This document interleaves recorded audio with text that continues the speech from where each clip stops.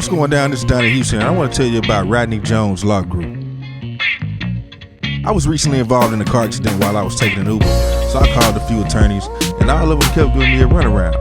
That was until a friend suggested I call Rodney Jones. I came into the office and explained what happened, and not long after, I was back in his office. Rodney worked fast, and I got paid. Work-related injuries, car accidents, slip and falls. Call Rodney Jones, he does it all. Don't fall for attorneys with all the gimmicks. Call the attorney who means business.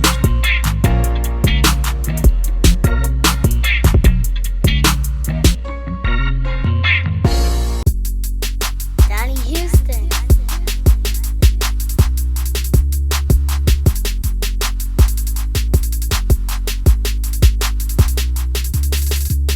Yeah, man, it's going down this Donnie Houston podcast. I am Donnie Houston. Check it out, man. We got two special guests. One is returning for the second time, and he brought his brother along with him. Coming back for the second time, man, we got Toe Down. You know what I'm saying? If you watched the first episode, you heard him talk a whole lot about his brother Bernard. So we got him here today, man. Toe Down and Bernard. What's going on? Listen, man, it was hard for me to remember all the stories. So who not better to bring than the guy that was sober all the time? But he was telling stories on here, and he was using words like acetate, and I was like, damn, where'd he get that word from? Fuck. I was like, all right, go ahead. He did a good job and everything. I was like, well, look at him. He's all grown up. My special boy. I made it. I made it to the couch. Yeah, so, I mean, we really just chopping it up. I don't have a real format, but what I will do, I guess, Bernard, you know, since it's your first time here, I guess, can you kind of tell the story from your standpoint? You know what I mean? And then we'll come back and we'll it was all Brian's fault. I never should have done it. You know, Brian, we always listen to rap music, you know, so I don't know all the stuff that Brian talked about, but we always listen to rap music. That was like our Elvis, you know, and so we would turn it up, and our parents didn't give a shit. They're like, just turn that shit down. I don't care, just turn it down. So it'd be Run DMC and the Fat Boys and the sound, you know, you go to all the Soundwave. good 80s shit. Yeah, you get the good shit, right? Now, the Run DMC and the Fat Boys, the good shit. And we would listen to it, and then Daryl Scott had his mixtapes back in the day, and you go pick up the Daryl Scott 9.5, and that's the first time you heard Eazy-E and people cursing on the record and shit. And you're like, shit, all right. So with Daryl Scott's tapes, because I hear about him slowing tapes down, were his tapes all slowed down, or was it like one? No, he didn't really get into slow down stuff till later on. So right, so he was just mixing his stuff. So there'd be the Daryl Scott 9.5, and it was just jamming. You got all the new records right there. And I'm so cheap, I was like, what a deal. I don't got to go buy all them records. I got that motherfucker right here. And so we make dubs of it too and sell them too. So sorry, Daryl, I didn't mean to tell you all that. But you stole it too, so fuck it, don't worry about it. But they were really good tapes, right? And that was really for us how we kind of, saw the Regals, right, with the classics and Vogues 6x9s on the back, dash to the Regal. That was the Pioneer, you know, the deck that came off and stuff. The Trues and Vogues. And so we got to see that, and that was just what we did. We went to Westbury High School, and it wasn't a big deal to us, you know, it was just rap music. That's what we did. That's what we listened to. And then I went off, and I always liked the money.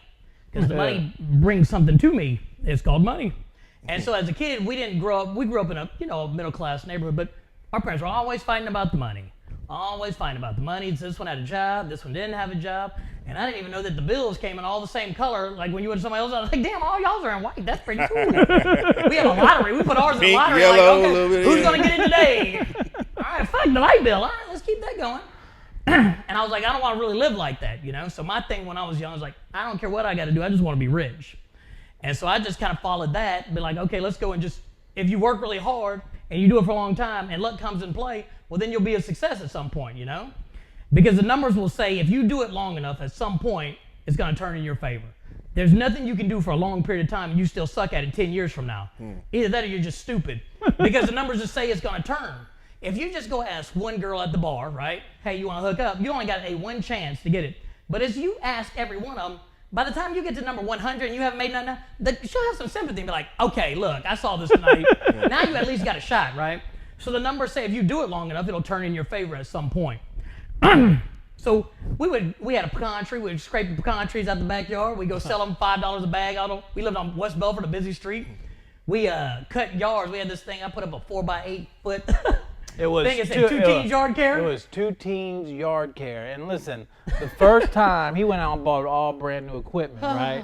I'm the guy that's supposed to be mowing the grass. I've never really mowed grass before in my life, but I did not know that you could not run over the leaf cart with the lawnmower. You just tear it up. So I tore up some equipment accidentally. Accidentally. He wants to blame me and say I gotta pay for it.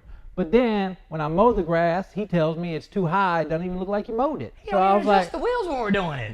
He had no chance of ever doing real labor. It was just gonna be a fucked up deal for That's whoever what I got was that asking. deal. I'm looking at y'all and I'm like, has this always been a dynamic? Like, Oh, Bernard yeah. more so serious about the business, toe down like, man, I'm gonna get high and just, But see, that's have fun what and made shit, like- see when I was on my little vacation, right? You slow down, you think about some stuff. You're like, hey, how did this work out, right?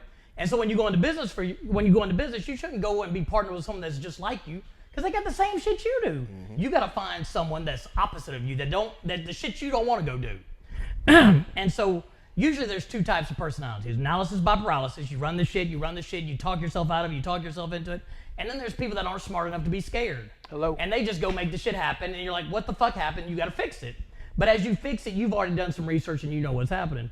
Throw yourself into the deep end of the pool, but good thing I Googled it so I can figure out how to get out of here. Because I would never go jump off into the deep end of the pool because that's not very smart. He would never think about reading because he can't. Hey, listen. No, I got a he can read a little bit now. I got a It's a little good bit better. education from HISD. Hell yeah, you did not disappoint that whole thing. Yeah, You were a poster child. Until I met a principal who was like, "Hey, listen, just pay me the money. Just give me the money." Those are the good old days. They don't let the school run like that anymore. Yeah. Thank you, Mr. Chesson. I But- appreciate you. I worked at Bank One when I was a senior in high school, so I had a real job making real money. And then I went to U of H downtown because they didn't have a entry requirement, right? You didn't have to pass the test, all that silly ass shit. I'm like, just transfer to U of H Central when you're done. Why go take all the SATs and all that bullshit? Didn't you have like 6 hours or 13 hours left to get your degree? I had 15 hours when I left. That's a U of semester. H. I know, because I had too much money. They were paying us $125,000 a week to go do records. And I told them, I'm out of here. So the music hit while you were still in college. Correct. So Brian came to me one time and he said, I'm probably 21, 22. Brian and I are 4 years apart.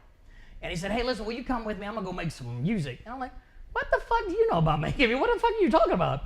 He said, just come with me to this studio. And I said, where is there a studio at? You know, I knew we had Rap-A-Lot and stuff, but I didn't know there was like a real music studio. So we went over there to Bernie and Chateauro's. That's right. And I Burn said, well, look Age, at this Chateau shit right Road. here. I was like, this is in Houston, right? And then you got to see UGK because they did some songs over there in South Park, Mexican. I'm like, all right, shit, I didn't even know it went down like that. But there's something in it that gives you the electricity too, right? Because it's in your city and you can do it if you can get to that motherfucker. So you know? now you're starting to feel like, okay, it can happen. Let's see. Absolutely. And then I see what the size of the money is, right? I'm like, okay, well, shit, here's an opportunity to go from zero to something real quick. And so I said, all right, this is what we'll do. So we put out, he and his buddies, there was 3 of them. Boom. They had a Thugs of Another Kind, which was laid out real fly. We had the old black dudes on the front cover and shit, and it was called Assume Nothing. But the problem was that group didn't really work out because we all know you only need one run out of Run DMC. You don't really need all that other shit. Not other shit, but other people's. There's usually gonna be one star in the group, right? Whether it's rock and roll or it's rap or whatever, there's usually one guy that stands out above all the rest. The guy that puts in the work and does the work, not the guy that just wants to go work out and be like, I look good. We already got guys that look good. Me, we don't need any of that extra shit in there. And then one guy had a baby or something and she didn't really want him on the road and stuff. And so I said, listen, we'll make one more record, but just me and you. Nobody else. I'm not running behind no motherfuckers and all that shit.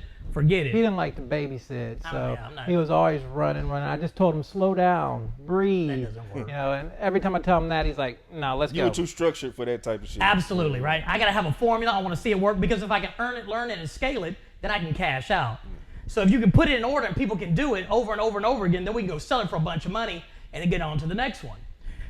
So if you can earn it, right, you're learning and earning at the same time, and you can put a scale on it and say, hey, how do we multiply this deal now, right? And if we can put the multiplier on it, then we can take off with it.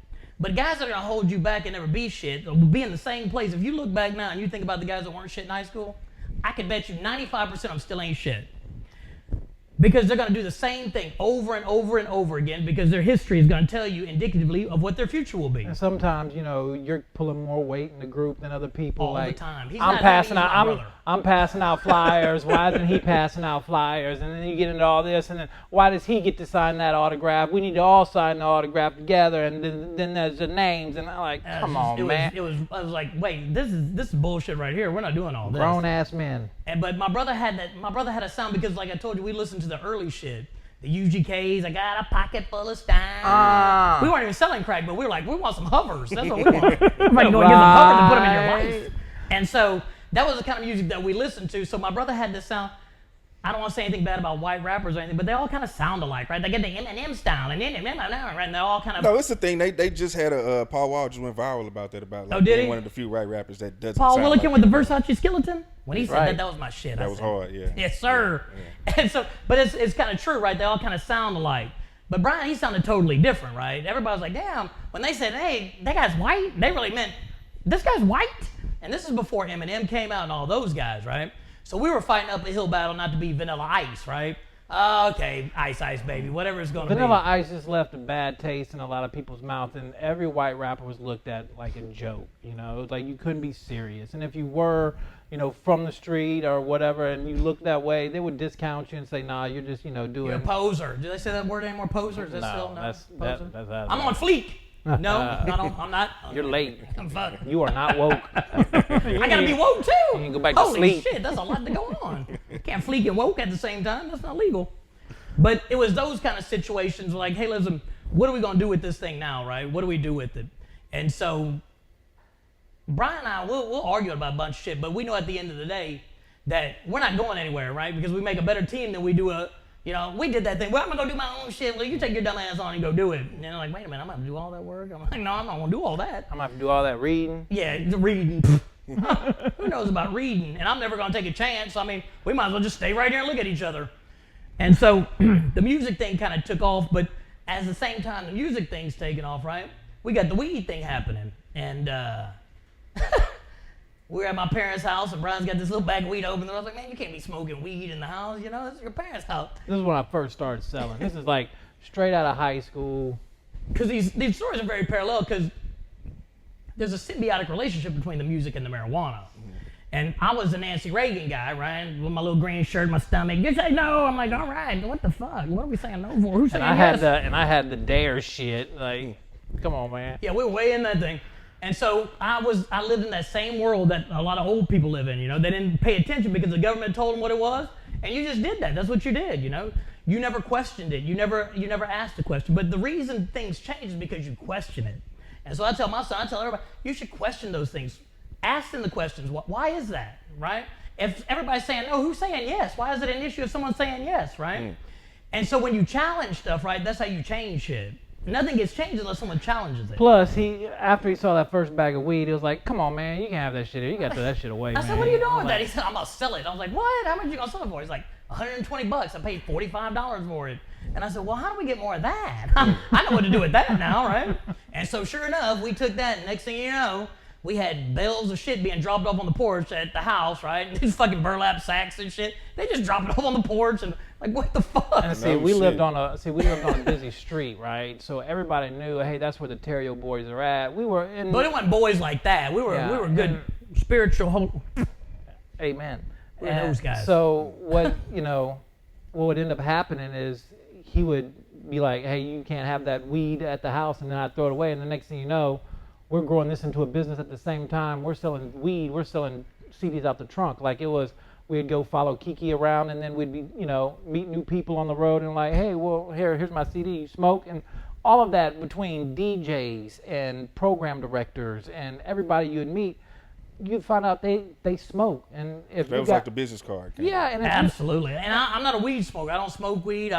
It doesn't really do anything for me. It makes me, I want to put worms on the pizza or some dumbass shit, you know? And to tell the truth of the story of the first album, all those features came, that the album should have been called not by prescription only, but a sack. You smoke weed? It should have been called A Sack for a Track. And that's basically what it was. We were creating a relationship with everybody through weed. It was the driving force in some situations that got us through that door with that program director or that DJ, or we'd go to Louisiana and we'd meet a DJ, and next thing you know, we'd go buy him some tennis shoes out the mall and a PlayStation 3, and before we leave, and he's playing a record. Turn out his greatest hits. We didn't even know he had a hit yet. Curse greatest words, hit all night, just curse playing his words shit. And everything in the mix show live, and and that's how we created the relationships with everybody. So people, when we met them, we came to them right.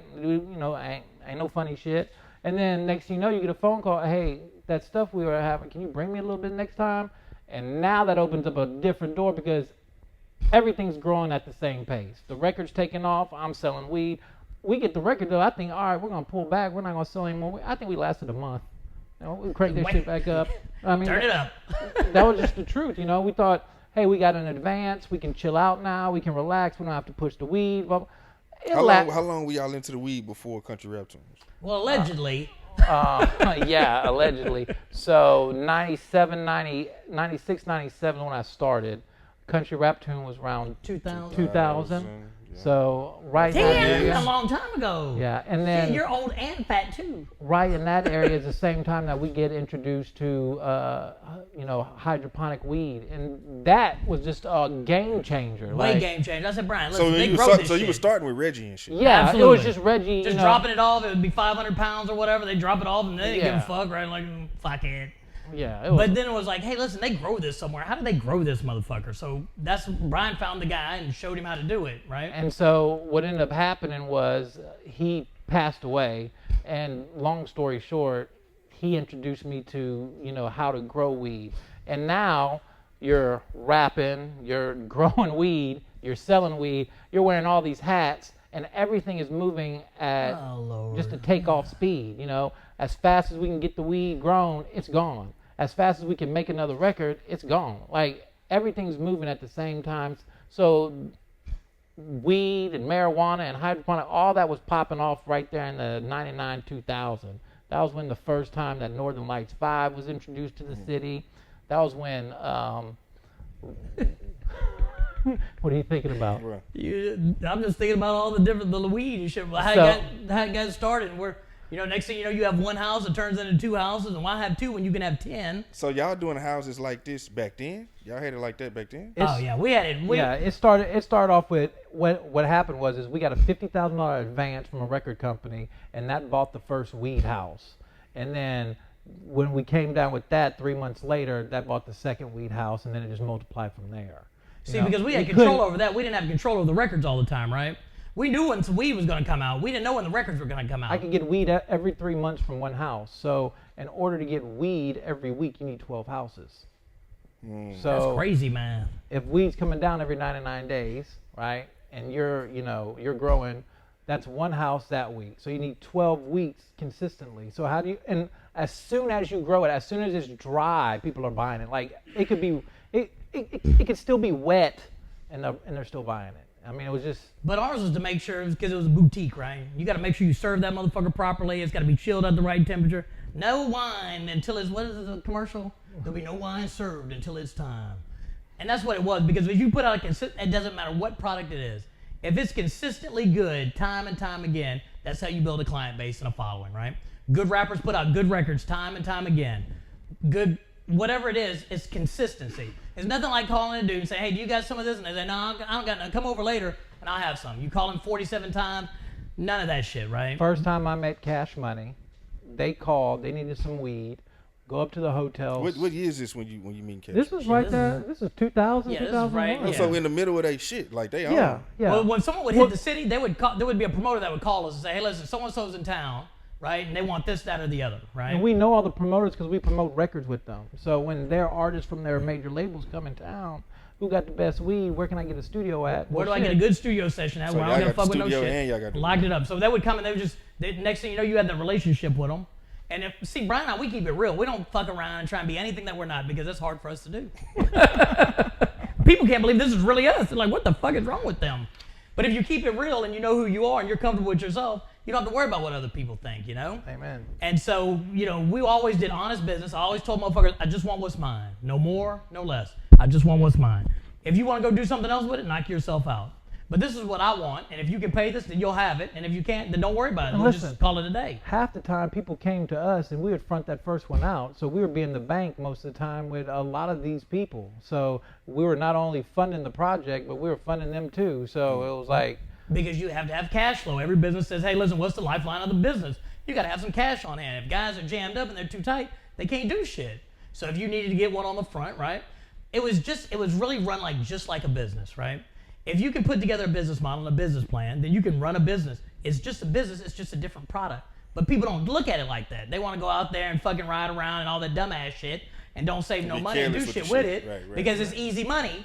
Because we'll just go grow some more weed, That's right? it. Fuck it, don't worry about it. I know where What's the bag is deal? at. Don't worry Right? about it. Don't worry worry It's about all it. We'll just brush them good. off. I And got see, it. that's the dynamic between the two of us that really kind of makes it work, right? I'm never going to let them have a penny of mine unless they go and earn that motherfucker. When we go valet park, we show up at the same event. Brian would park in the front for $50, and I'd be walking up from the back because I paid $5. I need my $45. But that's the dynamic that's between us, right? Brian's the only person I know that's never had a budget but was able to exceed it. You'd give Brian some money and send him to LA, and he'd come back with a credit card bill for $8,000. It's been prepaid. Why in the fuck do we have an $8,000 credit card bill? I would call American Express and let them know. I'm like, hey, listen, I'm gonna be in LA this weekend. I'm gonna need 20. I mean, who Go doesn't? shopping, you know? Because I'm gonna pay the bill when I That get makes back. good sense. I don't want to carry that cash. Yeah, It don't doesn't wanna make sense, right? I gotta carry the weed and the money. Yeah, I'm like, that's if I crazy can call with talk. both, they're gonna think Oh, I'm man. dealing or something. Yeah, huh? Because the weed's way more important than the money. And so these conversations right here happened a lot, right? And so it's like, hey, listen, we got to do right with the money, right? Because if we're not good servants to the money, we're not going to get good service from it. If we just go and trick it off and act like a bunch of assholes, then you're not going to have that money very long. And What that's are you what- going to do with it? And that's what really saved me. Like, if it wasn't been Oh. for my brother, really, you know, watching out. You know, I'm blessed to have this in my life. Most people don't have this. So That's I not had what he says when we're not here. I had a mother who didn't restrict me, right? And I had a brother who supported me and was going to ride with me 50-50 till the brakes and the wheels didn't know and that was a everything bad else deal either, and so. everything else falls off, you know? And so I'll come to him with crazy ideas and he'll be like, come on, man. And then the money will come in and I'll be like, come on, man. You know, so it's just, you know, whether it be like cryptocurrency or puppy dogs or growing weed or doing rap music, you know, I feel that you can do it. It's not something you can't do, you know? Absolutely. It's about putting that time in, right? So when we started the music business, Nate Dogg. Brian, he would do the raps and stuff, and, you know, he was out there, he was hanging out with the guys from the Screwed Up Clique and stuff, and I'd go work, I'd go to school, and then when I leave there, I'd go to Barnes & Noble or whatever, and I wouldn't buy any of the books because I'm too cheap. I'd read them all in there, get my cup of coffee, read the book, put it back on the shelf, come back the next night, hey, Marissa, how you doing? Get my coffee and read the book again, and I'd make copious notes. Who are the players in the industry, right? Who's this guy at this record company? How much money they make? What deal did they sign? What does that deal look like? I read the books, The Platinum Rainbow, all of the shit I could get in my hand, because when I can speak the language of the industry, now I'm a part of the industry, right? So no matter how stupid I am, if I can go in there and say one or two words, it makes it look like I got some sense, well, I'm in there now. All I got to do is listen and pay attention. And you can travel the world by just listening and shutting up long enough. Sometimes I'm in India or somewhere because I've listened to the story and I know where those people are going. And so it's the same thing with the music business. I learned all the terms, the phrases, who was where, what they were doing, what kind of deals they were looking at, where the money was. So when we got ready to go, it just kind of lined up at the same time. But for Brian, it only really works out if we're gambling, right? If we got all our nuts out on the table. You take the studio equipment, you sell it, you have your promotional budget, and you say, okay, what's plan B? Well, hold plan on, B let- is let- execution of plan A. So just to modify where that story, in the first podcast, the story is that when I got finished recording by prescription only at Grizz's apartment, we took that studio equipment and we sold it to have a promotional budget that we could take to Robert Gilliman to show him that we could sell a white rapper. Because at first he didn't think that he could sell a white rapper. Yeah, no, this motherfucker's recording in a closet sweating. I'm downstairs in a garage listening to the music. I didn't even make the 5th grade choir, right? I'm like, but we got to make sure this is tight. And it's on tape, so I got to run and take it to the car and listen to it. So we're actually recording the country rap tune Hook in a closet, and the guy is a karaoke singer who puts in carpet, and all he wants is a bottle of, Jack or some. no, it was the purple stuff. What's in the purple bag? Codeine? No. Oh, Crown Royal. Crown Royal. Codeine? He wanted a bag of Crown Royal. Wait, the guy on the hook. The for singer, Yeah, everybody Joe thinks it's Slaughter. Clint Black, right? he sung it for A bottle of liquor. No shit. Because no one ever thought it was going to be shit, right? And they're like, I can do it. Fuck it. I'll get on there with y'all, It was right? a bottle of liquor and a long ass cord that reached to a closet all the way upstairs. And we got him on the right drunk moment. He would just hit that bitch just perfect. And He couldn't keep time with he couldn't keep his rhythm, and so we had to all right, we're gonna say it, and then I'm gonna say it, and then you're gonna repeat it. I think the second time he repeated is the hook. And it's that we'll give everybody a chance. If you say you can do something, you'll get a chance with us, right? Yeah. Whether you can do it or not, you're going to get your chance. And Because listen, there's nothing worse than people putting it off. Man, no one ever gave me a chance. You'll get a chance with us. This was, this was a crude setup. I mean, we had the tapes and the mixing board in the worst place possible, the garage, Have some right? hip- And we're listening to it in headphones because the garage sucks with the, phonics. But what we did is after that, we knew it kind of sucked, right? So what did? We said, hey, listen, pick the 2 or 3 songs that'll be radio hits and let's go fucking remix them over at digital services, right? Because if we can get the big sound on that stuff, right, we got a radio hit, then we can jump it off from there. But what we were in there would be DJs that come in there, they were recording, and they're like, damn, whose song is that? What the fuck is that, right? Or, hey, is that Pokey? Is Pokey in there? And so the next thing you know, people are talking about it now. So now it's building its own little buzz, and we're in there fucking mixing a song that sounded like we recorded in the garage because we did. And what ended up happening is we ended up selling the entire studio for I want to say it was like $8 or $10 grand. Like all the equipment was worth like $18,000 or whatever, and we just took the cash because we needed the cash to do it as a promotional budget because I can't take the money from the weed because I need the money from the weed to re-up. So you got this world of problems going on, and then you're making this country rap tune, and everybody's like, country rap tune, and then the buzz takes off, and then we're at digital service doing final mixes, and then DJs come in and like, what the fuck is that? And then they find out he's white, right? Which is a whole that was a real big deal right there. And then once don't tell nobody he's white. I'm like, well, I won't. And then once you got in the Walter D mix on Sunday, oh yeah, you were good. You made it to the mix show, and the next thing you know, we'll have to do those. We'll have to do those with the Blur sometime. The radio stuff. Gotta get a record played at the radio. That's some different. I'm gonna tell you how to get a record played at the radio, okay? Plain and simple. Go get as much cash as you possibly can. That's the school that I'm from. Find out what they like and give them what they like. But see, radio's not even like that anymore, right? So there was a guy named Ralph Tashin, and we had this song called Rich Girl. And Ralph Tashin called me, and he wanted to work on this record. And I asked somebody, I think Pete Manriquez, he was at Power 106 at the time. I said, you ever heard of this guy named Ralph Tashin? He's like, how do you know Ralph Tashin? I was like, fuck, I don't know him. He just called me today. He's like, go read this book called The Hitmen. And Ralph Tashin is the only person that's ever been convicted of payola in the United States, right?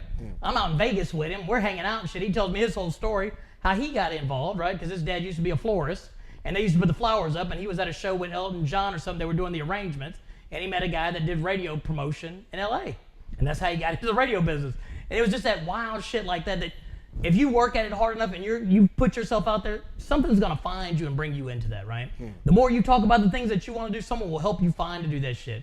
Oh man, I got a house for sale. I'll do real estate. Your aunt does it, but you can't just sit there and hope that I saw The Secret and it's gonna come to me because it's just gonna happen. That's just a hallucination. It's never gonna happen. Well, let me back up a little bit. Translation. So Ralph Tashin was a radio promoter. So back in the day, there would be these guys who could get your record played over the program director. We're not going to the third podcast. You tell them all this. He told the program director what to play, right?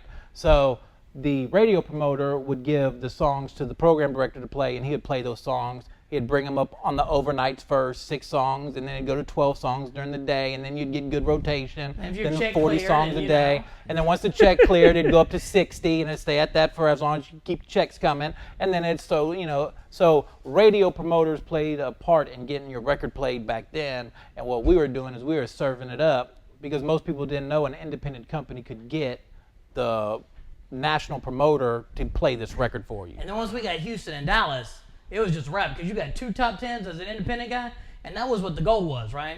Make enough noise so people will recognize what the fuck it is. I don't want to sell 700,000 mixtapes in the street hand to hand. I want to sell out quick. I want to use their money to go do that shit, right? And so because we were from a different school of thought, right? A lot of the rappers start out hand to hand. But I was like, no, there's a better way to do this. If we can just go create the buzz on it, the buzz will come and see us because they didn't have A&R at the time. R's repertoire. You nurtured it was whoever was selling some records, we'll give them a deal, and they get on. Well, I was like, well, fuck that. Let's just get to the deal. So there's a thing called SoundScan. And so SoundScan, you would pay these promoters who had, they'd go to the store and they'd serve the store, and they would scan every time the CD, every time you bought it. So your record sales looked like they were, selling, the singles selling. Here we don't have a single printed. There's no even existence of it. They're but the scanning thing a is, barcode. you gotta have the radio play, right? The radio play, and if nobody's buying a single, well, who's hearing the record, right? But if it all is going at the same time, now you got something really happening, right? And this is something that's happened in any industry, right? Sometimes you have to bang the drum, sometimes like Alicia Keys. I didn't know who Alicia Keys was until she won 6 Grammys. I'm like, who in the fuck is that, right? But she had enough promotion from, what's his name, Clive Davis? So that was his first big act coming out, so he had to make a splash. He picked the right artist to do it with, and it just took off. It's kind of like creating something that's viral. You can get it close, but the rest of it has to happen naturally, right, organically. It's kind of like Malcolm Gladwell's book. You know, The Tipping Point. Someone said, read this book. It's a great business book. Somebody told me to read Tipping Point. Listen, fuck The Tipping Point. That's shit. Read his other books. His other books are really good. The Tipping Point doesn't tell you how to get to a tipping point. It just makes reference to the kid's shoes and shit, but he didn't tell me how to do the shit. He just said, oh, look, isn't that great? I'm like, well, how do I do it? Where's the instruction pro? Well, I don't have one. I'm just letting you know this did happen.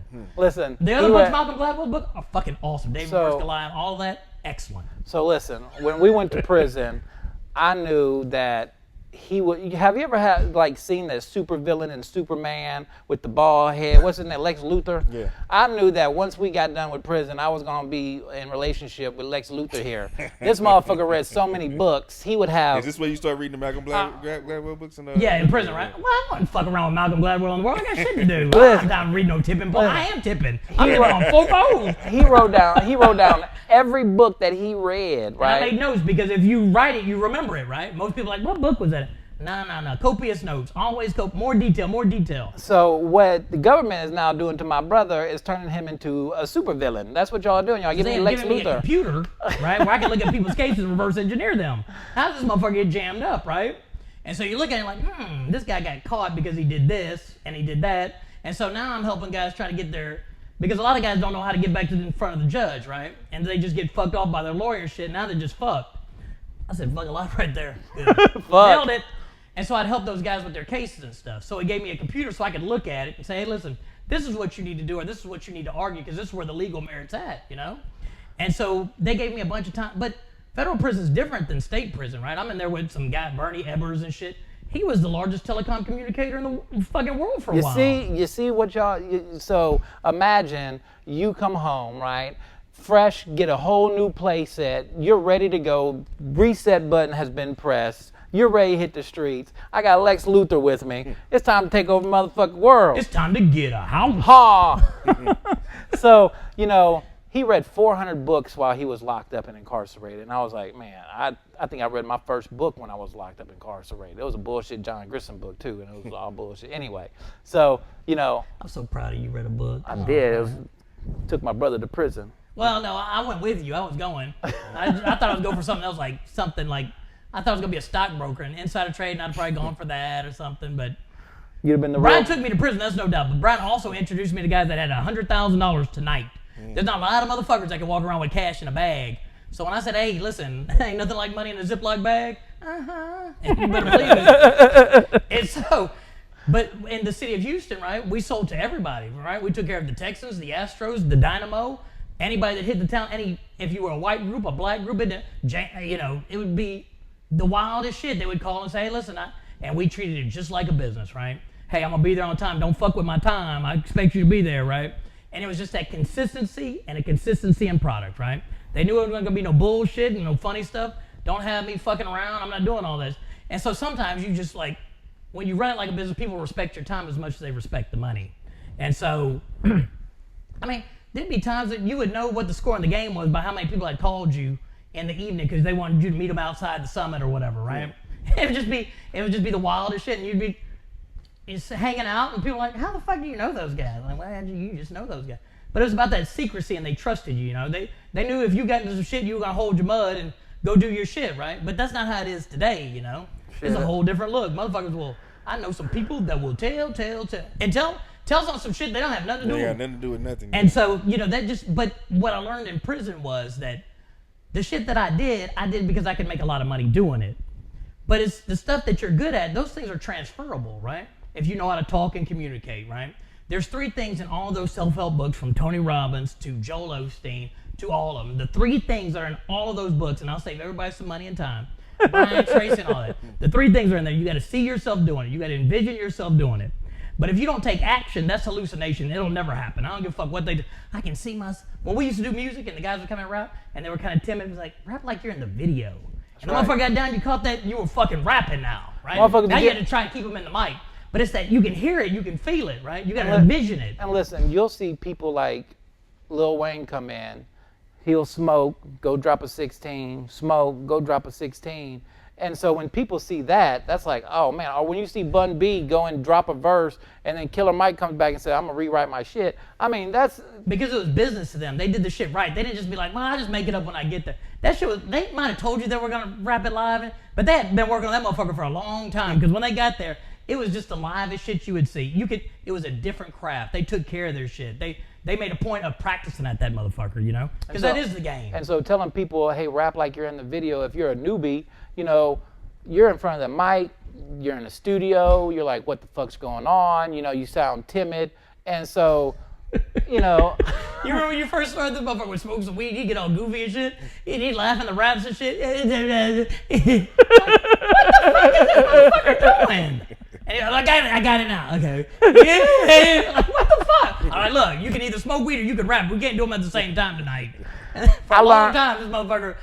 I learned very early on I could not smoke and rap at the same time. And we didn't ever hold the paper or the phone and shit, right? You had to memorize it. Because if you memorize it, that means you had practiced that motherfucker. You know where your inflections were going. Because we were on the time, right? You're not going to waste my money in that motherfucker. You better get your ass in there and lay this down. Listen. And if you got to do the echo yourself, you do that motherfucker. Listen, there was many a times where I was writing, you know, and there's no book on how to be a rapper, right? Nobody teaches you how to count bars or, hey, listen, what a rhyme set is or what a cadence is or, you know. So I'm constantly working on my craft. I'm putting in breath marks and stuff. I'd get high and I'd go in the booth and it would just come out trash. I'd be like, man, we gotta go re-record that. And he'd be like, what? I'm re-recording that. I'm like, it sounds like trash, man. Like, I'm high. You just made trash tonight. It sounds good enough to me. We already wrote the check. Get your fucking ass out of here. We got shit to do tonight. And so early on, I knew I needed a studio of my own, someplace that I could be creative on my own time. And so. But I still told him if it sucked, no matter how much time he had, if it wasn't no good. And plus, you know, I had a lot of great teachers. You know, Grizz, he was a good teacher of what not to do, right? He made some fire tracks. He's a great producer, but there'd be times where we'd be, you know, button heads in the studio, and he had most of the equipment over at his apartment. So it was like, listen, I got to get me some equipment. And so, and so after Elektra wrote us that check, and we went shopping over at Guitar Center and had all the managers crowd around and bow down. Because we had the first all-digital studio Pro Tools in the city of Houston. That's right. Motherfuckers like, man, you need some analog gear. You know, it's not going to have that warm. There's not even a studio that has any of that shit. Where do you even buy CDs at now, right? I remember at the time that we built our studio, DJ DMD had the Fire Studio, and he had all those machines lined up together. The one in PA? Yeah, that house with the fence around it. Hiroshima or whatever it was? Yeah. Yeah, Shima. Okay, that's what I was saying. We were playing DMD earlier, and you're like, man, we should tell some stories. Like, what's a DJ DMD story? Well, you know, I met DMD, and he was we were going to go do a deal, right? But I wanted to talk to the guys who had talked to all the labels that they had talked to, right? So wait, back up. So Bernard has all these offers from the record labels. Atlantic has an offer, Def Jam has an offer. Everybody's got an offer on the table. And so we're flying around and shit like idiots, right? We're going to take y'all to dinner. We're like, can we get 2 lobsters to go and put that other shit in the bag too? Like, look at these trashy motherfuckers. So go on, DMD. So, you know, we were always real friendly with people, and always people would, you know, talk back to us or whatever. And so when, because he was big in PA and had a connection to Pimp C and a bunch of shit. And so I got to know DMD, and we started doing some music and stuff. And I said, hey, can I ask you some questions about your deal? Because he signed with Elektra, right? And I did that to all those guys. Everybody that had a deal, I went and interviewed them and asked them, hey, what they liked and what they didn't like. And I found out how guys got stuck on a label, right? You see these guys that have been on a label for 7 years, right? I'm like, damn, I haven't put the fucking record on? What the fuck? Because what happens a lot of times, they let the record company pick one song. The record company gets to pick the last song. The last song never comes because the record company listens to it and says, nah, it's in there. So no matter how many songs you make and you don't get that record out, right? They're not going to put out that record. So you get shelved. And why would you get shelved? Well, because they have another artist that they spend a little bit more money on, that they spend a little bit more radio play, you know, so it's all politics and that whole shit. So Bernard was trying to figure out, hey, listen, how do we not get stuck in politics? And so one of the things he did is that in our contract, every 9 months, they had to give us an advance that was 10% more than our original whether advance. They put out a record or not. You had to give us another advance. 9 months comes, there's a clock ticking, you got to shell up some money. So by the time we finished shooting the country rap tune video, that was month 9. He told me on the plane, he was like, when we get home, you might not have a record deal. I was like, we just shot the fucking video. What are you talking about? Listen, there is a tour bus wrapped with my fucking face on it that's headed to Houston that doesn't have CDs pressed, no posters, nothing on it, and I'm supposed to be dropping a record, and you get another, and it's another $1 million you're gonna have to shell up today. So he was like, you're not gonna have a deal when they're not gonna give you another $1 million. I mean, fuck if they did. They shouldn't have given us the first one. They gave us $1 million and a buck. I'm like, well, look Listen, at this shit right here. Well, this is awfully he nice, gets on the y'all. phone with Sylvia Rome and treats her like, oh. No, don't do that. Sylvia because- Rome is a great person, but he, Well, you know, wait, I didn't say that. she is a well-respected black lady in the music business with high rankings, and I would remember there would be knockdown, drag-out fights. You would be in a shitty hotel, and y'all would be talking about promotional budgets, and you're like, I'm in a fucking hotel with cockroaches. I can touch the other bed. I'm like, who fucking stays in a room where you can touch the other bed with your arm? That's some fucked up So shit. there would be some days where he would really get into it with Sylvia Rome, and I'd be like, man, am I gonna have a record deal by the time he gets off the phone? Like, you know, it's shit like that. But Because the thing was, Was the issue with? I mean, were they not doing what they supposed No, to? well, so what happens? was Like a you get with the time. big machine, right? You sign with the big machine, and I researched Sylvia, and she was the first black CEO of later. They had Metallica as a boutique thing. They had Missy and Busta Rhymes. She wanted me to attack Madonna or mimic Madonna's country song that was out at the time. We're not doing that shit. We don't. So do that she shit. had this little video where she was in some cowboy boots, and I can't remember the name of the Madonna song. But if you look up the Madonna song that came out in 2000, it's that song.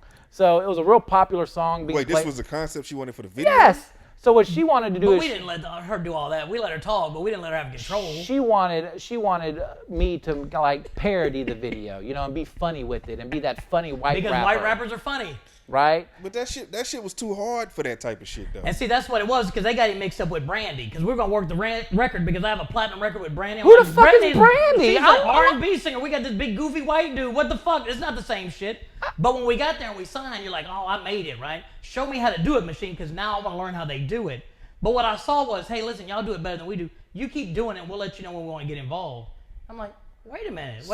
This isn't what I thought the big machine was going to be. I thought the big machine would take it and power that motherfucker up. To the But then roof, they said, to the roof. You do it. We printed the T-shirts in Houston because they were cheaper, but then they made me FedEx them to them in New York.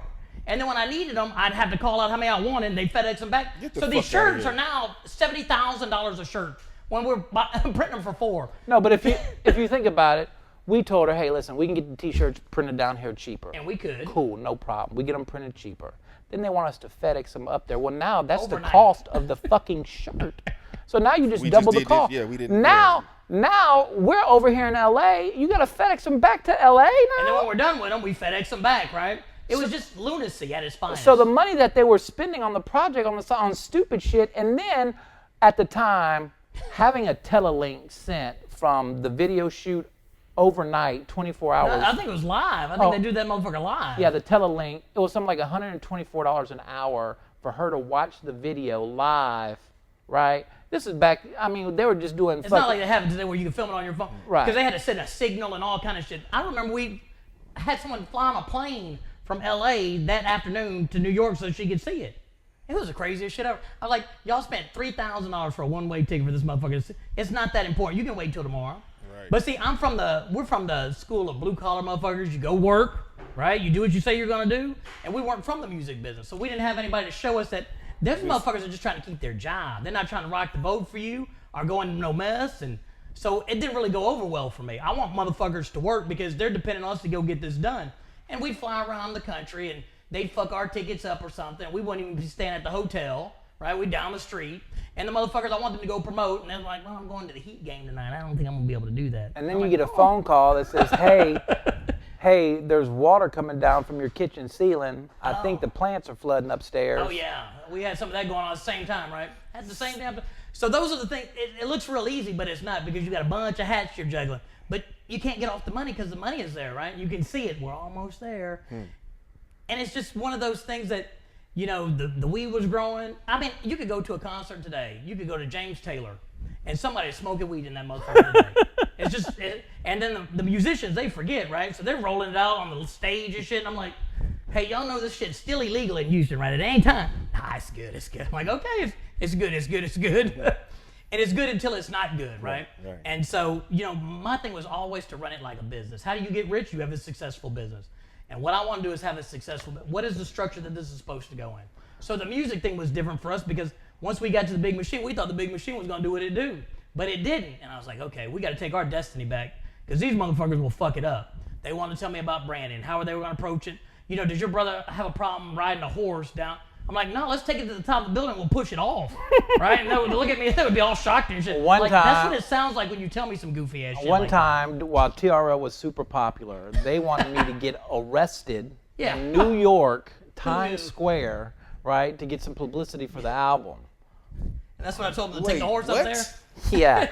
They thought because they don't think white people were keeping it real. So that's when the horse got involved, and then so they wanted to create a buzz for the album in New York, and at the time TRL would shoot live down. You can see that, yeah. They Did you wanted see this horse fall off the building? That'd have been awesome. They wanted He me got to- promoted. They wanted me to get arrested on this horse, right? Because you can't ride the horse or whatever, and get arrested and do a toe down, gets arrested live in front of TRL, and then Bernard's like, "Fuck it, just push the horse off the roof. It'd be even better." So now that's really happening in a conversation with Sylvia Rome, and you're like, I'm like, "Hey, this is the craziest shit. this I've is ever the- been a part of. Y'all This are is- considering pushing a No, fucking- no, No, yeah, no, he no, was, no. he was, he had just saying- come- I'm saying ride it off, not push it. Because if you push it, it didn't want to go. If he rides it off, they're different.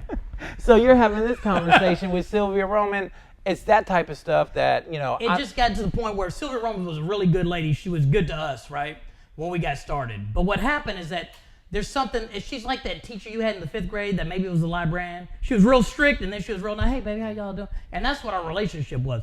I'm waiting for her people to show up and set up the in stores, right? And Brian and I, we're doing the shit, stabling. They're like, well, man, I don't do that. Listen, I'm setting up I'm posters. like, well, shit me, you're going to do it today. And then she would call me, and I'm setting up, and I was like, hey, Sylvia, I'll call you, but I don't have time to chase you around the country all day long. I said, well, I'll tell you what, you hold on. I come outside, and I'll talk to you. And then we would just get into it, right? I don't have time to chase you. Well, your people should be doing this, that, or the other. And then it's on to some other shit. And then she called me back that Well, baby, y'all hold all on, right? back up. The reason he was cursing in the parking lot at Sylvia Rome is because she wanted to work the record to the same people we had worked the country rap tune the first time. So we had flooded the South with the country rap tune record before the rest of the nation even heard They it. played it 50 times a week. What am I going to do? Tell them play it again? Play it again, Sam. So Sylvia Rome picks up the record. We get the rest of the country, and she wants to rework the same fucking record to the same. And they're same like, market. It's they're like, like, we we already broke that covered that." 3 months ago. What? And so now we're having this disconnect, right? We're like, these motherfuckers don't have our best interest at the interest, right? Because they don't even understand what the fuck we're doing, right? So We've done that. So he's in Louisiana somewhere, cursing in the parking lot. I'm doing the fucking in-store promos. I'm like, what? Where's my promotion team? Like, and we were doing this all of our promotions that we had printed. Because when I was coming home from the video shoot, there was supposed to be a tour bus. There was supposed to be T-shirts, CDs, and posters ready. Well, the only thing that was there was a tour bus. So I got a tour bus parked in front of my house. It's not going nowhere. You know, like, where the fuck we gonna go? What, am I gonna go wave to the people? I'm gonna And say that hi? was when you kind of knew, like, hey, listen, sometimes you're better off doing it on your own. But how do you get to their money, right? Because if we can use their money, we can go do a bunch of shit, but they don't want to give you their money, right? They want to make sure that they paid the director or whatever. And, you know, one of the things I'm proud about was that guys that didn't believe in us, right? But there were some guys that did. Oh, Like, man, you hey, don't make it. hey, listen, big shout out to Orion Lump. I mean, he's Lump, really, shout out to Lump. yeah, Lump, no lie, Lump got me my first deal with Sylvia Rome. So, And, you know, yeah. because I was moving so much, even Lump asked me one time, he's like, did you sign with somebody else? I was like, you were in the room when I signed that thing. I know, it's just all a bunch of movement going on. But see, I like the hype. There's no publicity that's not good publicity. And God knows we worked that whole thing out with the publicity thing, being on TV. So, I mean, listen, Bernard has been in the room, and you would not expect Bernard to be with, you know, Fortune 500 companies, and the next thing you know, he's sitting with Mama Monroe. I mean, it's just that Those are some dynamic. good stories, too. That was just a, you know, Wes Monroe calls, and, you know, she's I'm like, who in the fuck is this, So right? the story about me, so the story Meeting about Pimp C? Pimp C. That, you know, but these are, so there's no real rhyme or reason to any of this conversation. It's just conversation. If you find something for next time, we'll just circle it and say, stay on track on this shit. No, we Lord. good. This is cool. This is cool. This is Tell cool. us the story What the first. fuck is this shit? And so, but remember, we were listening to UGK, right? And Bun B, what's his first name? He's got to be a good guy. Bernard, His name is right, Bernard. He's probably one of the smartest motherfuckers I've ever talked to. I mean, just the depth of conversation that you can have with that guy, you know? And so since his name's Bernard, you know he's got to be a good dude. So how? And so Miss Monroe called, and she said, hey, listen, I'd like for y'all to come over and meet Chad. Chad would like to meet your brother. This is when he gets out of jail. So, no, this is before he goes to jail. Okay. This is before he goes to jail. And I said, I'm like, what the fuck is this? Someone fucking around with us? What is this, right? Is this real? And so I said, okay, we'll come over there. So she gave me this address, and we went over there, and she was there, and Pops was there. The guy, he was washing cars. Y'all want y'all's car washed? I'm like, well, I ain't expected today, but I'll pass right now. I don't really know what's happening yet. And we went in there, and she had the UGK poster on the wall, right? And she and I became real good friends. She told me, listen, you can call me Mama or you can call me Miss Monroe because you're not old enough to call me Wes. And then she told me about her time when she was a school teacher at the library and how she left that job and stuff. And she was just real open with me, and because I just shot it straight with her too, And we talked about Jive, and we talked about Barry Weiss, and we talked how she was flying out. I think she was flying out on 9/11. This is some years later. She's flying out 9/11, and she got stuck over there because she was going up there to see. And it's just that kind of stuff because she was just good people, and she wanted to help out, but she had her own way of doing shit, right? And that's okay if you get to a certain level, you can do it any way you want to. Even Pimp C told me, he's like, listen, you don't want to take me on those shows. You're going to have to try and find me, and the equipment, I'm not going to lie. And he just told me straight up, he's like, man, that's just how I get down. And I respected that so much because I got some crazy tendencies myself. Because Bernard is like, business opportunity here. We can do Toe Down Pimp C tour and, put this thing together. And he was just real with it. He was just, but he had usually the artists that that are really in tune to the art are in tune to some other shit. Sometimes you think they're standing on the moon, But it's because he's so in tune to the art, He understood the Beatles and writing 8, fuck writing that 16 and all that dumb. Get to the money, get that shit over with, Say what you're gonna say. And so all of that happened to us when we were fairly young, right? Like N.O. Joe, the Gumbo Funk and all that. Right. So we got to see all those guys work and take notes on how they worked, right? When we bought the studio shit, this motherfucker told me he could work it.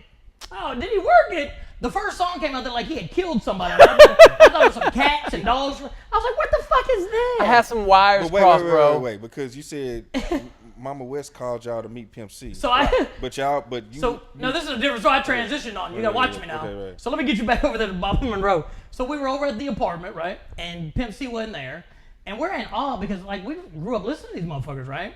And damn, this is some fucking wild shit right here. Here's this guy, country rap tune, me and Toe Down, we should be doing. Like, damn, this is just, how do you even know how to get in touch with us?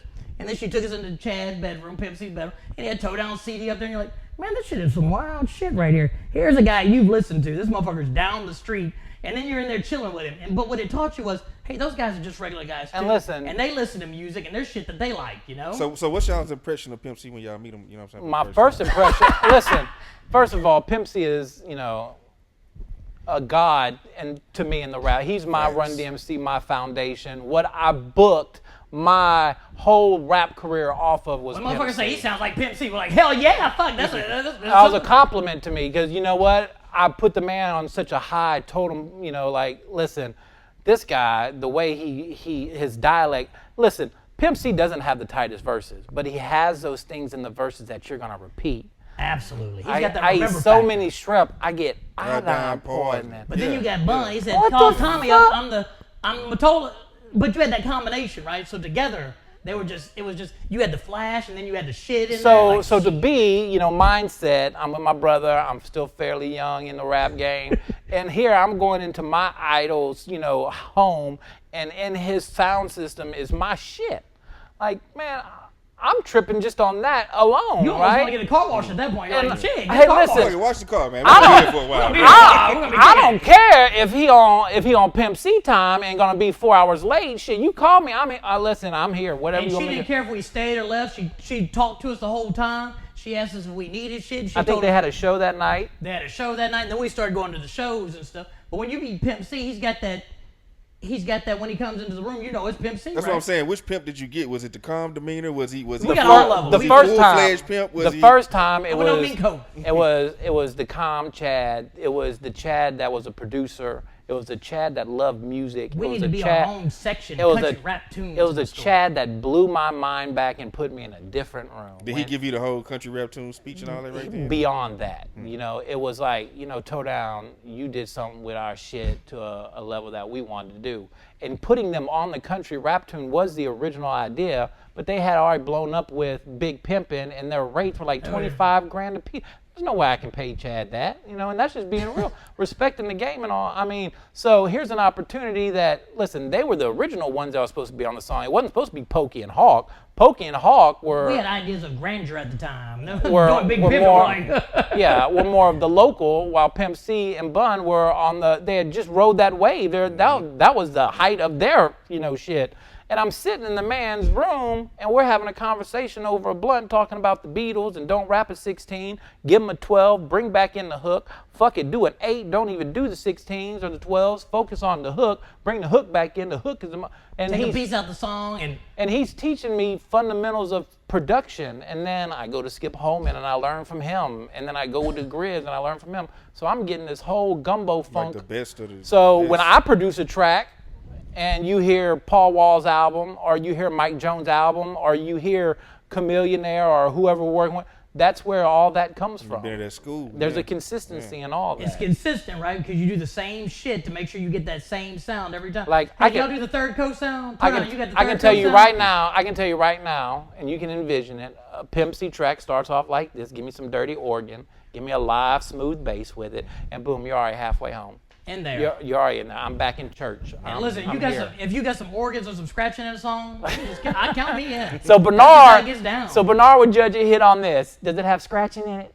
You got scratching and some organs in it? Shit, that's a good I Southern couldn't song. bring the Can't beat fools that up. shit. Listen, he would want a dance song or something else. Does it have scratching in it? You gotta have something. You gotta fuck consistency. But meeting those guys, right, and then just getting to see them at shows and how they handle stuff, and there's things that you like about them, things that you don't want to do with it, right?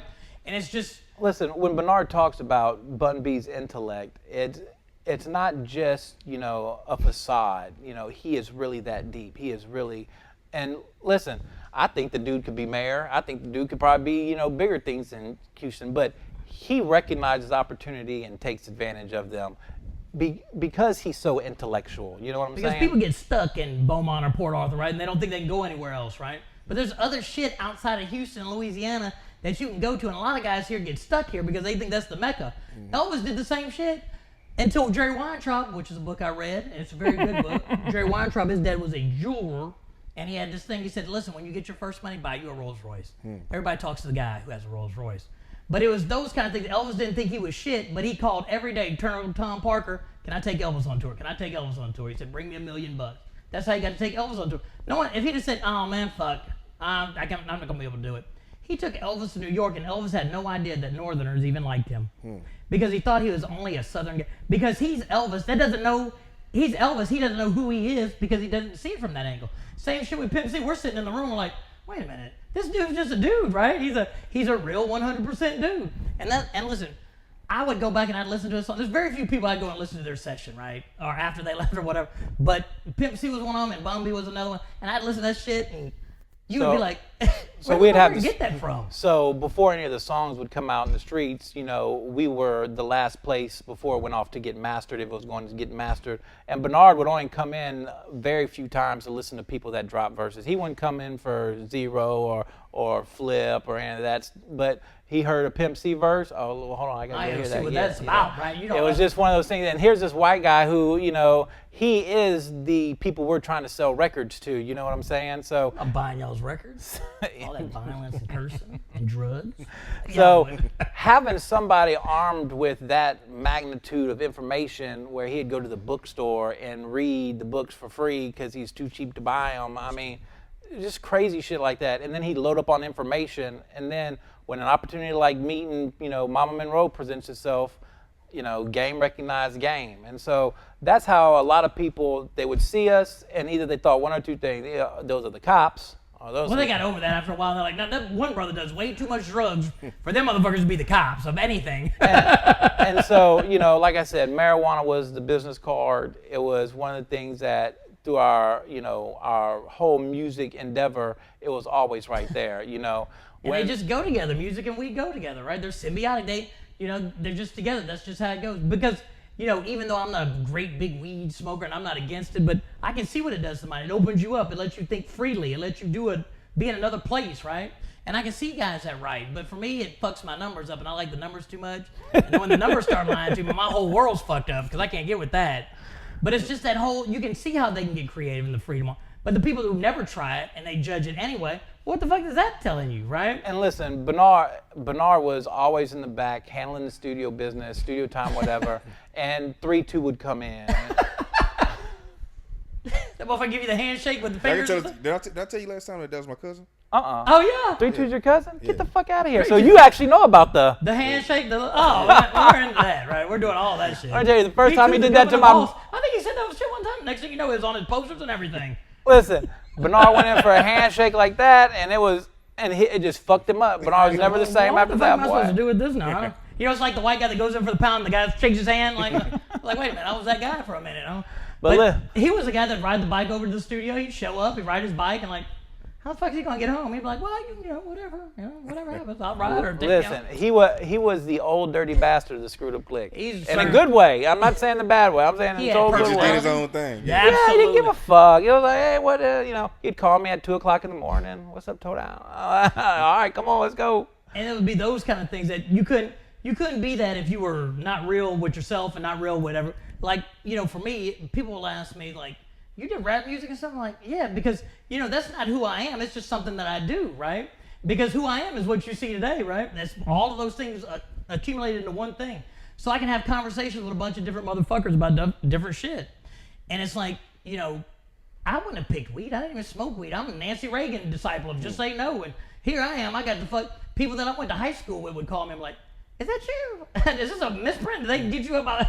And so we did it for so long, and you did it. If you do it correctly, right, and you don't get careless, right, what did we do? We watched all those movies from The Casino to The Godfather, and you just take notes. What usually gets you in trouble? Some chick is going to take that kilo in the time. And know what's wrong? She's sorry. I didn't mean to do that to you. And Bitches and money will fuck up any good thing. And listen, once a deal's fucked, it's fucked. Oh, my goodness. You can't unfuck a deal. So learn this in business from right. If the deal gets fucked up, any point in the deal, it will continue to be fucked up. And because the people that fucked the deal up are still in the deal. That's why it's still fucked. So you can't unfuck it. That's a good business lesson. We should put that on T-shirts. Boom. Right out there in the street. Don't unfuck a deal. As seen on Donnie Houston. But it was because of where we wanted to go and what we wanted to be. There was no denial that we were going to get there. Even when Brian failed the third grade, I don't know if you told him, he failed the third grade. Man, you had to tell him I failed the third. No, the third or the second? The third. And the cursive, second. man, was Third hard. and second? No, just third. It was the cursive that got me. That was the third grade? That was third. You broke my pencils that year. I did break your pencils that year. You shouldn't have done that. But even the teacher knew then Brian was going to get there, but he was going to get there in a different way. And that wasn't how the shit went back in the day. You were either in the strong, smart group or the dumbs, but the middle kids got left out, right? And they said, we don't have time for all that shit. But Brian was going to get there in his own way. And Brian has gotten there in his own way every motherfucking time. This motherfucker told me he's going to sell some dogs. And I'm not really a dog person, so don't hold it against me. He told me the motherfucking dog, he's like, these dogs will sell for like $10,000. I'm like, listen, $10,000. I wouldn't buy another human being if I needed their kidney for $10. I'd be like, I'll wait on the list. I'll try it out. But the dog, Brian researched it, and he knew what would are you looking how fat I am? Is that what you're going? No. Because I just saw that, and I'm like, it's just a head. No, we're not playing. We're not choppy on the thing. I'm just trying to make sure we're good on the screen. Yeah. It's just a head up there. It looks like I blended into the sofa. But those are the ideas Brian has that other people won't venture into because I don't know how to do it. That doesn't, with Google out there, for people to still be stupid with the Google out there, no excuse. Listen, there's some 14-year-old on YouTube teaching you how to do it. Take advantage. Facts. And he makes you feel stupid. Okay, get your tools and set them out. I'm going to show you how to fix your air conditioner. You're like, get to the fucking point, you little snotty-nosed bastard. So I tell my brother, I was like, hey, listen, I'm thinking about buying a dog. It's $25,000. He says, come on now. So I call the guy back for the dog. It's $25,000. And he says, no, the dog's not $25,000. It's $65,000. Man, I said, what? For a dog? I said, how does he get that dog stuck from in his ass where you shoved it? God damn. But see, that doesn't make good sense. But that doesn't mean that people aren't going to buy it, right? I wasn't a big fan of screw music at first. Like, this is too slow. Good God, the last thing I want to do is go slower, right? But I knew there was a market for that. Because I don't like it doesn't mean this can't market and sell it. Same thing with weed. Same thing with music. I can't sing, rap, dance, none of that shit. But I know how to write a check.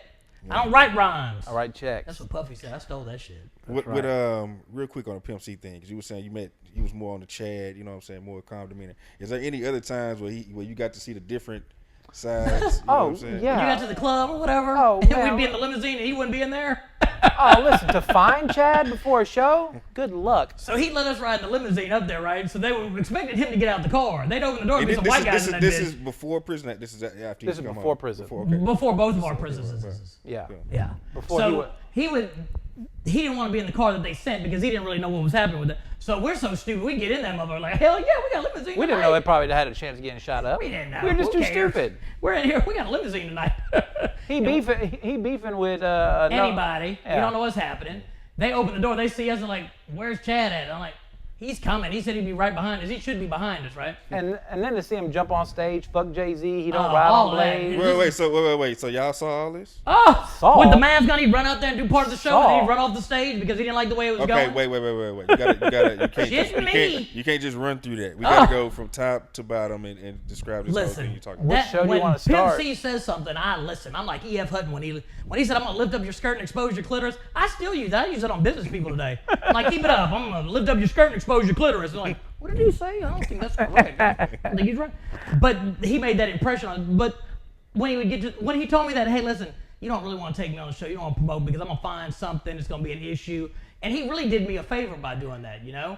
Where usually I'm a person that pushes and pushes like we're going to do it. But he said, hey, listen, don't do that to yourself. You know, I know who I am. Let me be me. And we'll go do something else, right? And so he would get to shows, and there would be times that he would put the bandana on. They'd run out there and do some show, do a song, and then he wasn't really feeling it at that moment. He'd get back off the stage, and there'd be a lull. And he would curse the sound man. He'd curse the sound and man. He'd curse everybody in there. And it didn't matter. Whatever he was representing and didn't give a fuck if the other side was there or not. He was going to speak his fucking mind, say what he was going to say, and get off the stage. One time we were at the Astor Arena, and I think they're supposed to perform with Ice Cube or some shit, right? And here comes Miss Monroe. She is in her finest. She's got her UGK baseball shirt on. And she's just fucking handling people that are coming up to her. My babies are supposed to be in here, and y'all got this bullshit at the door. And I said, oh, it's going down now, right? And she just handled the fuck out of it because they weren't going to disrespect her. Y'all gonna handle this shit y'all supposed to take care of. And so I learned that because, listen, if you let people run you over, they're going to run you over forever, right? And so she would get out there and she'd handle that shit. Next thing you know, here they come with anybody they want, because she went over there and said, hey, listen, our agreement was we're going to bring these people with us. Get yourself together. And then they would show up and they'd get on stage and do this show. And you just really never kind of knew which was going to happen, right? Because you didn't know. But he would do some shit and you were like, damn, did you see that motherfucker do that? Or he'd jump off the stage he would be beefing with somebody or in the crowd and you're like, this is the wildest shit. What would y'all say was probably one of the thing that stands out the most? You would say, like, man, I would never forget Pimp C did this at this show.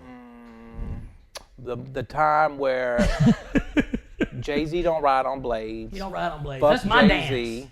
dance.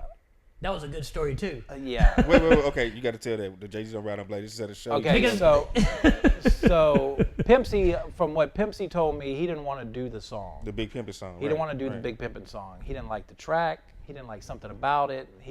Bun B had already gone and recorded it up there. Jay-Z had picked up Bun in the Bentley, drove him around, treated him 5-star, whatever, took care of him. Bun did his thing. Pimp C wants some more money.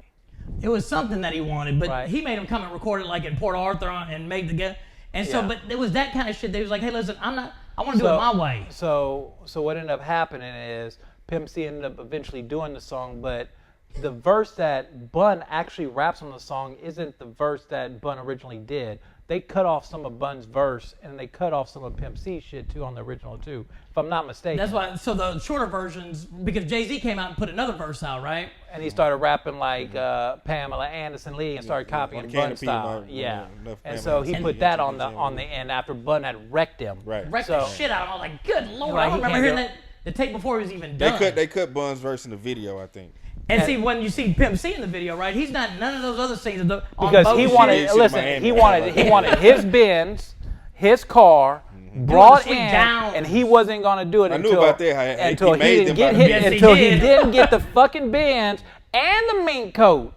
So it was, And I was hearing, Gloria Velez was supposed to be like Jay's leading lady, and Pimp snuck in on her. You know, what I mean? man, They had her for listen, his there was a scene. time where Beyonce, right, was supposed to go to a hotel room where UGK was at. This is way younger. This isn't like this is way Early Destiny's Child. Way, this Early is before, they were just Destiny's Child. Destinies.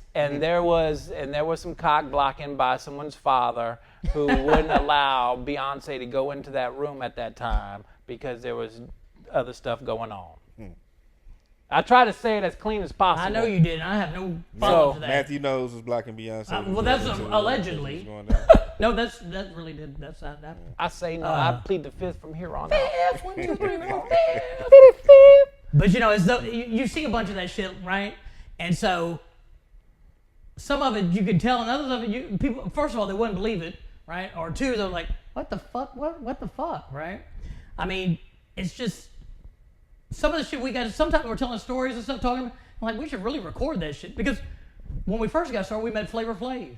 Next thing you know, I'm at the fucking, they did the soundtrack for He Got Game. I'm in there with Denzel and fucking Jim Brown. I'm hanging out with Rod Strickland. He gives Puff Daddy a CD. No, a tape. He gives Puff Daddy a tape with a certain track on it. And then Puff Daddy takes that track, and then he does a video like 6 weeks later. That's not all the way how that. There was a Led Zeppelin song that we had sampled, and Puffy's sampled the same Led Zeppelin song in the Godzilla movie. Wasn't that it? That's it. And it happened right there at the same time. I was like, damn, motherfucker didn't call me or nothing, ask me where that song came from. But I'm not saying he did or he didn't, but I'm saying it's very... He stole that shit. But I did have I had a Statue of Liberty hat on at this after party for this He Got Game movie premiere. I'm like, how the fuck did we get here? No one would believe this shit if you told them, you know? And it's just that kind of shit because we weren't going to be denied, right? What's plan B? There is no plan B. We're just going to make this motherfucker go forward. Execute plan A. That's it. But see, people get scared. I'm going to fail. I got to tell somebody I failed. We write failure into the business plan. Fail 2 times, get your fucking fat ass up and go do that shit. Learn something from it and go do it. If it's what you're supposed to do, listen, you'll You do it. just said something to include failure into the plan. Absolutely. People are afraid to fail. Yeah. Like, listen, I don't know if you know this, but I might be a little overweight. So people don't even believe me now when I tell them I'm going on a diet. They're like, okay, going on a diet, guy. Sure, got you, right? But you don't want to tell people you started on a diet and then you break it and then you got to tell them, man, I started and I fucked it up, I failed it, right? People don't like that failure part, right? But when you embrace the failure because you're going to learn something from that failure if you'll take it in. Every time I hear a motherfucker say it was a good learning experience, I always ask them, how much did it cost you? Look, Brad's first record was a good learning experience. It cost me about 50 grand. But I was like, no, we will not be denied. We'll go get that motherfucking money back. And the same thing with the weed. Like the first time I grew weed, I couldn't get the motherfucker to stay alive. Like I would get the plants, I would feed them, water them, doing everything, and they'd just all die. It would just be like, wow, how do I keep killing plants? And I would buy the fanciest machines out there that it's going to produce 7 pounds. And Can I get the money now? We would fly the machines in, and the machines get set up, and then they would fall off or a mechanical problem. And it was probably about a good 3-4 years before we actually got really up and running and gunning. You know, we had a couple good hits during the time, but it wasn't really consistent until we got 3 or 4 years under our belt until we got the formula, I should say, and then it was all love after that. But it takes that time. You gotta learn the shit, right? I learned, and this is something that everybody goes through. When you get that new computer program and there's all those plugins, you want to use every one of them, right? At the same time. And then you put all the plugins on your song, and the next thing you know, your song sounds like shit because you got too many plugins on it. So I learned back then, if you just simplify your life and only use things that you need, things would be a lot easier. I didn't need all that extra shit in the grow room. I didn't need those fucking air-cooled lights. Right? Know your tools. I didn't need a hydroponic water system. I could grow the shit in peat moss. Oh shit, what's that? Oh, so you learn to simplify things, and so when you simplify things, it makes things a little bit more easier. For me at least, and then I get more productive out of it. But it's true, like when you're cooking, right? The simple meals, the stuff that you use just to put the right mix together, right? The right ingredients. You don't need a bunch of seasoning shit. You had to bring a food reference. Well, I'm bad. That's what I do. And then I'll bring a rich reference. When you see rich people, don't wear rings on every finger and all. They wear one ring, but it's a 700,000 carat something or another. Or they're wearing a Cartier watch instead of the Rolex because it's just a little bit different, right? But it's just as expensive. But they don't have to tell everybody they're rich because people already know by the way they carry themselves, And so it's just the shit that you get to see. And, rap music for us we got to see a bunch of stuff happen. And we got to see it from a side that we're like, well, look at this shit. Look, we're sitting here at this show and this motherfucker has run off the stage. Can you believe this shit's happening right now? If this breaks out, I remember getting to the club and the guy said, y'all got any guns on y'all? And I was like, no, we don't have any guns. Y'all want some? I'm like, what? One time they were shooting in Oklahoma, right? And he's like, y'all ready to go on? I'm like, nah, we're gonna wait till the gunfire calms down a little bit. I don't want a stray bullet to hit us. Well, listen, you're not in the right spot unless there's some gunfire going on. And you can always smell the fresh smell of fry sticks lighting up. When you smell a burning plastic bag. I knew that was my sign that it's gonna get crazy in here. Brian and I at some point gonna be the cops tonight when somebody's smoking in front. Them 2 guys, I'm like, we roll with you. We are not the cops. No, sir. But it's those kind of things that, you give yourself the opportunity to go and do them, right? You don't hold yourself back with being scared. I don't know how to do it. No one will show me. Well, fuck. We're 2 white guys from Houston whose parents have no musical talent at all. We signed a record deal with a major record label.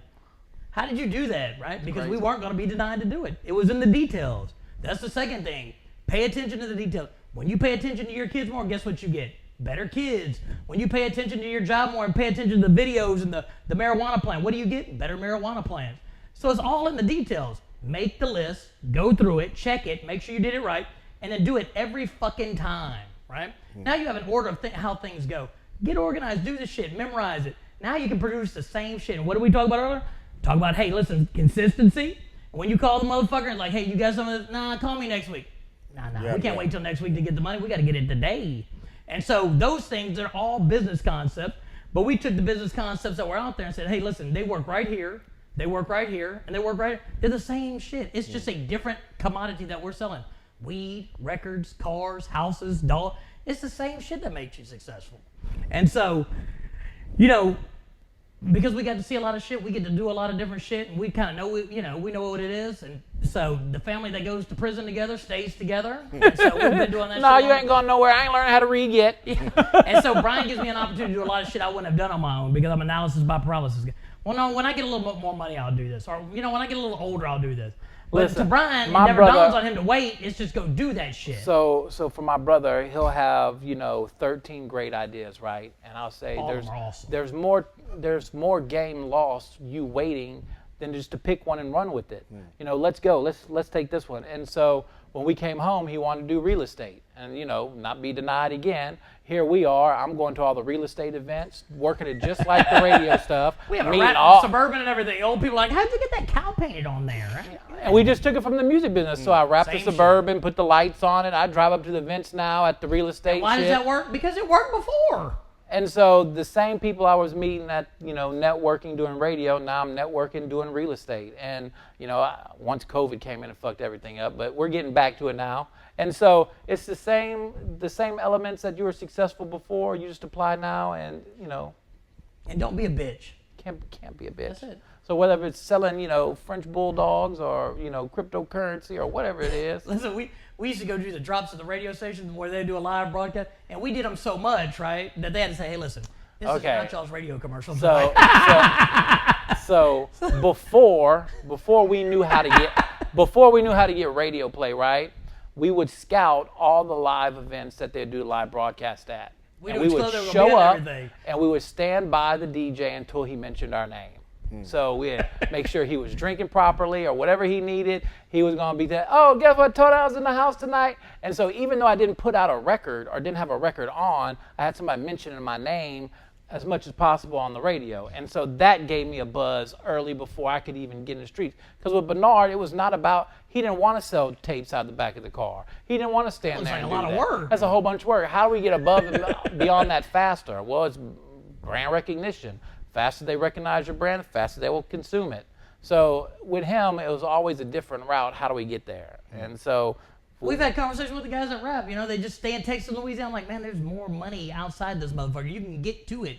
You're the guy that can get to it. Go get to it. But then no one else says, hey, man, you can do this shit, right? they'd rather be in, And so sometimes thinking small, right? You can think small. If you're going to have a dream, you might as well dream a really big dream, right? Don't dream something you can do on your own. Dream a dream that you need God's help to do. Now you got a dream. The smaller shit, just take it and throw it away if you can do it on your own. That's not a dream. Have something really big you want to go do, and then go fucking start doing it. yeah, and get some life-changing money, not Ooh, just go some bullshit. Yeah. LCM, get your life-changing money on.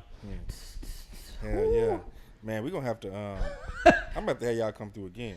You know what I mean? I thought I was going to come in and clarify something with Toad. I got some So, whole new here, stories. just- we can It's open up. a whole new thing. So, I mean. Listen, I like the concept of, because I think we can get more stories when we go with the music and then back with the questions, because that's a lot more easy, a lot more fluid. Because you don't know how many people you know, and you're like, man, you know what we were doing You remember this that song story? right there? Or, we're kind of like Charlie Murphy doing the stories of. See, I thought I was going to come in and tell a few stories that he finished on. I was going to be Charlie Murphy tonight. Charlie Murphy! You're Murphy! So, And for a long time they're like, "That's so nice, your brother gave you a job." Like, "What do you do?" I was like, "I get to see the check first." And they're like, "Oh, okay, I get to see the check," he said.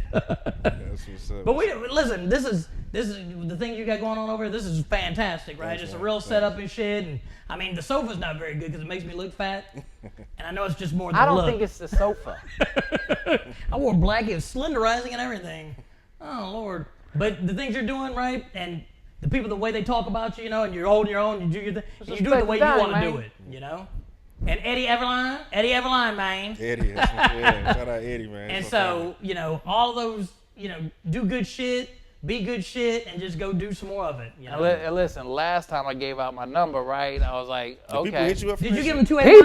281-330? Man, I got like 8004? 100 calls within like the first day of the motherfucker dropping, and people No still shit. calling. So shout out 713-551-3746. I know people been waiting to hear all that, to hear all this. Call and get a dog. That's what we're doing. Tonight we have dogs on sale. 713-551-3746. Y'all What know- else are we selling tonight? Just hit me up. Yeah, we'll sell it. I don't got time for that Just bullshit. call and find And out if you what they need a got car going on. wash, Well, I'm not going to do it. I know someone who will.